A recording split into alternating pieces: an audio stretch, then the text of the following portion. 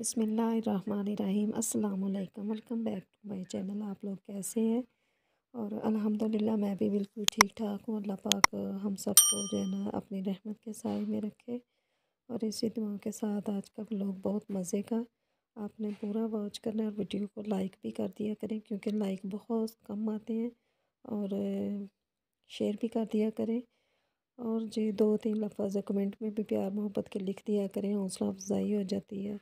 और जो ये दोपहर का टाइम है तो मैंने जो है ना थोड़े से 2 बैंगन रखे हुए थे तो वो मैंने बना लिए, क्योंकि कल रात को मैंने सालन बनाया था वो ख़त्म हो गया था। तो आज मैं कह रही थी कि किचन की सफाई कर लेती हूँ, लेकिन इतना टाइम नहीं था बच्चों के, क्योंकि पेपर हो रहे थे। तो फिर ज़ाहिर बात है कि इतना टाइम नहीं होता, बच्चों को तैयारी वगैरह करवानी होती है। तो ये ना रात का टाइम हो गया है। दोपहर को बच्चों को खाना खिलाया और रात को मैंने कहा कि आज मैं ना, मेरा दिल काफ़ी दिनों से मेरा दिल कर रहा था कि मैं बच्चों को कड़ी पकौड़ा बना कर दूँ। तो मैंने बस आज ये सोच लिया था कि मैंने आज बच्चों को कड़ी पकौड़ा बना के देना है।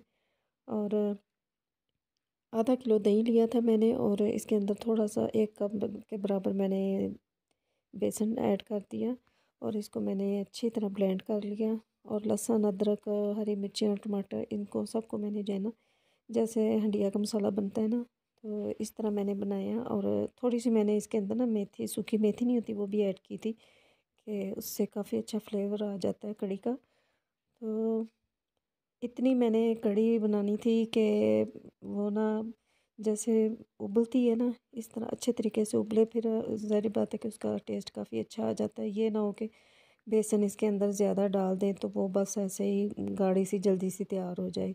नहीं, ताकि ये अच्छी तरह, ये जैसे बुलबुले से आ रहे हैं ना, इस तरह पकनी चाहिए, क्योंकि फिर बेसन कच्चा नहीं रहता, इस तरह बेसन अच्छे तरीके से पक जाता है।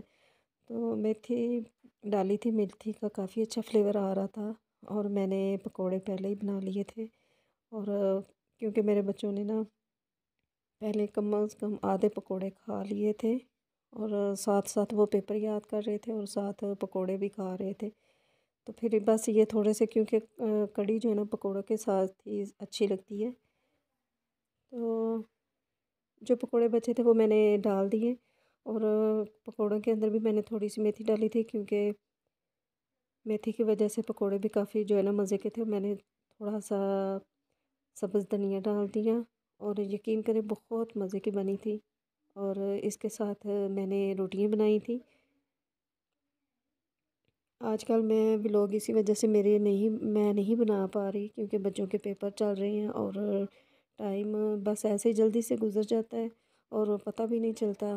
तो मैंने रात को साथ कड़ी के साथ मैंने थोड़ी सी रोटियां बना ली, क्योंकि बच्चों ने दोपहर जो है ना अच्छे तरीके से खाना खाया था, तो शाम को इनको ज़्यादा भूख नहीं लगी हुई थी। तो फिर इन्होंने जो है ना कड़ी पकौड़े बस खाया, रोटी नहीं साथ खाई। और ज़ाहिर बात है कि मैंने तो रोटी खानी थी साथ।